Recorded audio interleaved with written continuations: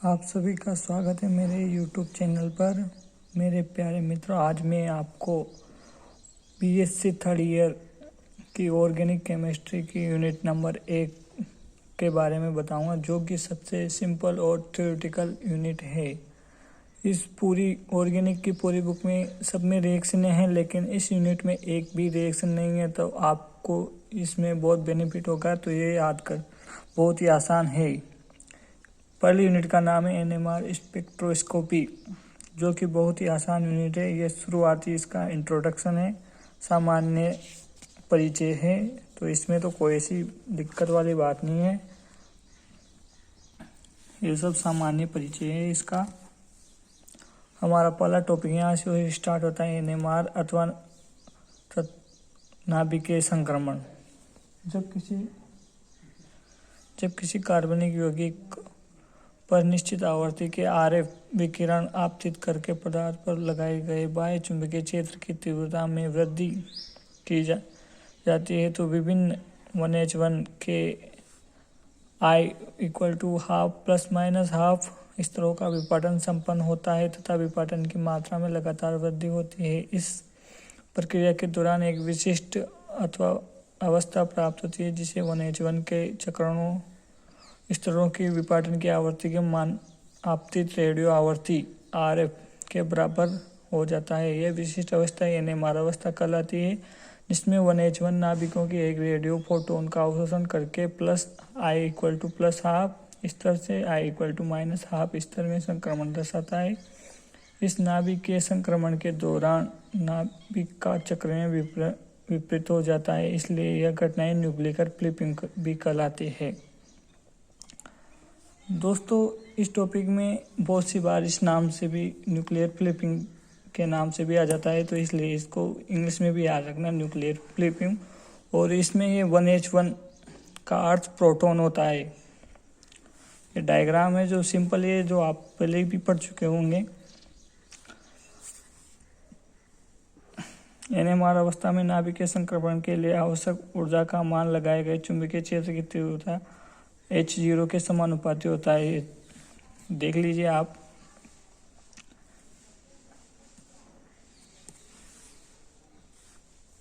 इसमें एक प्रोटॉन है H में, तो एक यहाँ पे प्लस हाफ से माइनस हाफ में इधर गया।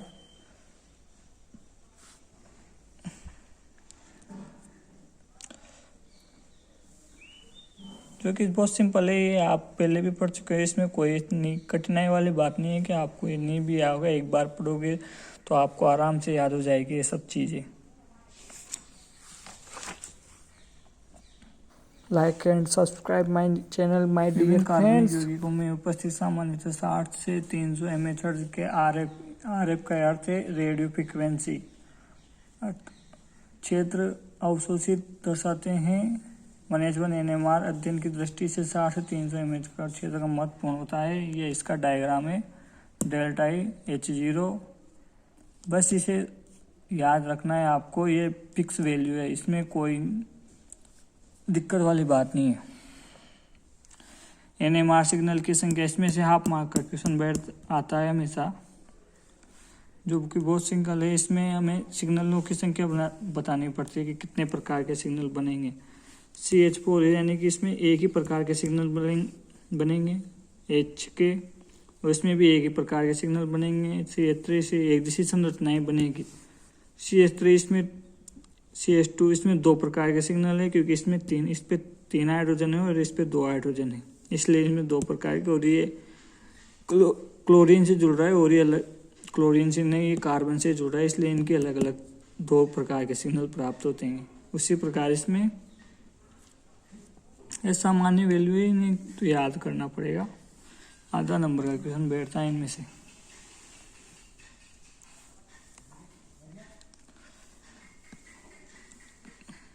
विभिन्न प्रकार के प्रोटॉन, होमोटॉपिक प्रोटॉन एवं रासायनिक शिफ्टिंग तुल्य प्रोटॉन।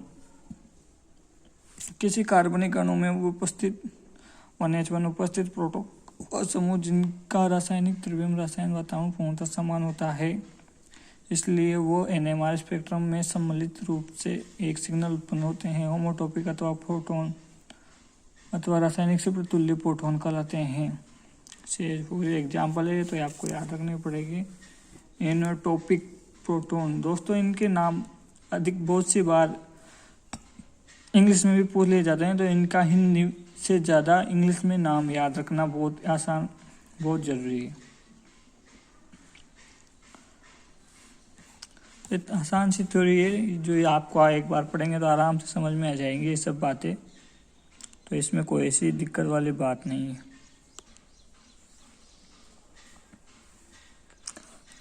न्यूक्लियर शील्डिंग एंड डिशील्डिंग, बहुत ही इजी थ्योरी है। अब आप एक बार आराम से पढ़ेंगे तो बहुत अच्छे से समझ लोगे, इसमें कोई वो परेशानी वाली बात नहीं है। वैसे तो ये ऑर्गेनिक है, लेकिन इस यूनिट में यही अपना बेनिफिट है, इसको पढ़कर आप एग्जाम में बहुत अच्छे नंबर आराम से ला सकते हैं। और इसमें बहुत से नाम अपन को इंग्लिश में याद रखने पड़ेंगे, हिंदी की जगह अधिकतर कोटा यूनिवर्सिटी में तो जिसमें खासकर बहुत सी बार इंग्लिश में पूछ लिया जाता है केमिकल शिफ्टिंग।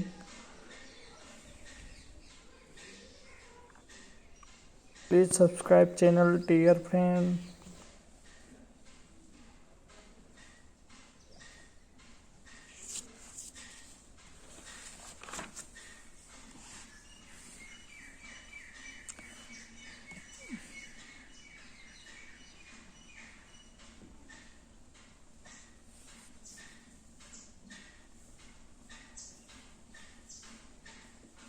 तो स्केल, रासायनिक विस्थापन, क्षेत्र, प्रभाव, दिक थ्योरी है दोस्तों।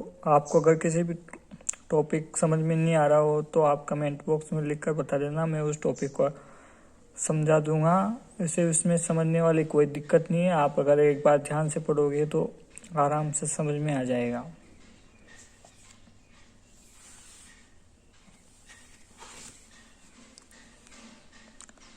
प्रेरणिक प्रभाव, वायु प्रभाव, H1, ये सब पुरानी चीजें हैं जो अपन पहले पढ़ चुके हैं। उसमें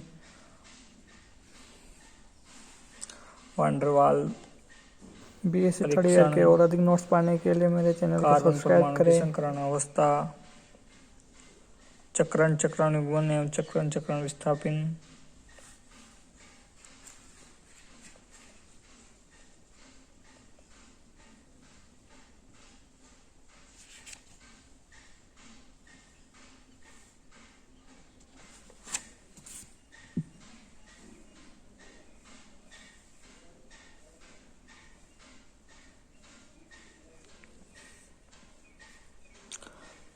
दोस्तों ये spectrum CH3 CH2 Br ethyl bromide का स्पेक्ट्रम है, जिसमें दो प्रकार के सिग्नल प्राप्त होते हैं अपन को। एक तो 3A1H1 और CH2 यानी B प्रकार, A प्रकार का B प्रकार। तो ये पहला डायग्राम है, 3A1H1 के सापेक्ष 2B1H1 की निम्न चक्रण विन्यास संभव है। इसमें तो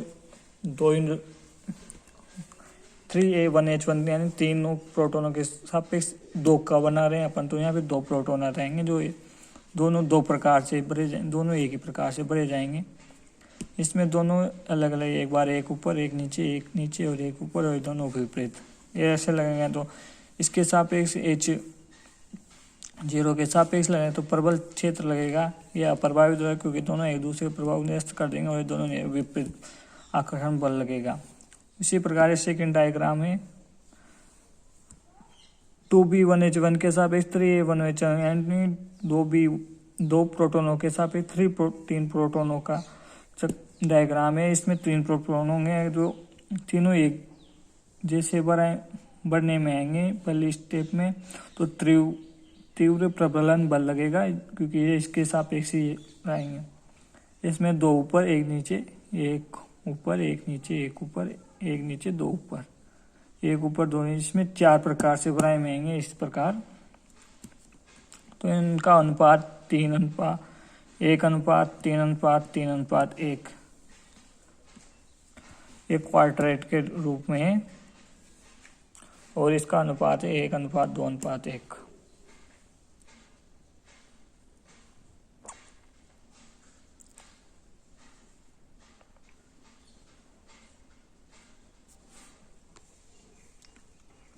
दोस्तों ये सारणी है पास्कल सारणी, पास्कल त्रिकोण, जिसमें अपन को आगे सिग्नल बनाने में ये सारणी बहुत इम्पोर्टेंट रहता है, इसको याद रखने पड़ेगा। जब जीरो संख्या होती है निकटवर्ती 1H1 यानी प्रोटॉनों की संख्या जीरो होती है, सिग्नल की प्रकृति सिंगलेट होती है और इसका अनुपात होता है 1।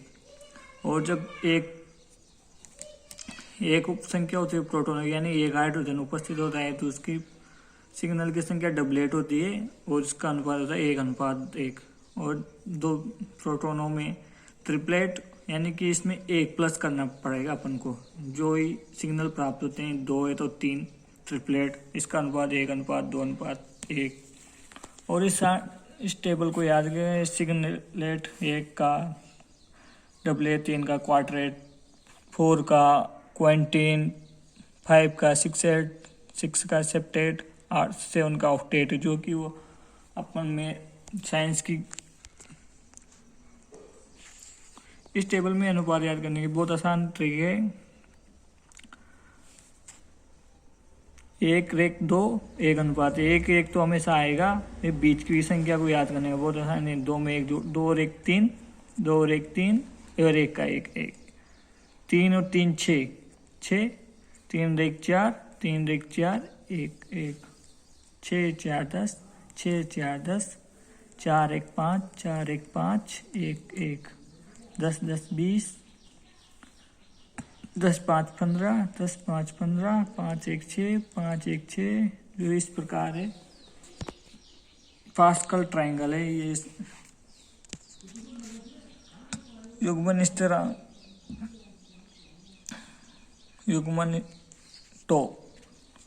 कपलिंग कांस्टेंट है।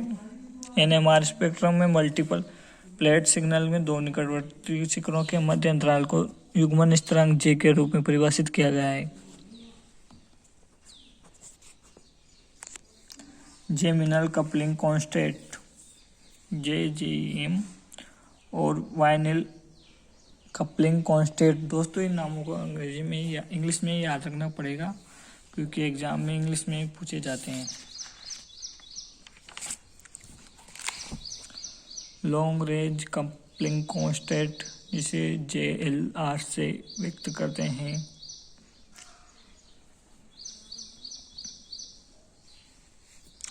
कार्बनिक अगला बार देखने के लिए like and subscribe my channel. इसकी संरचना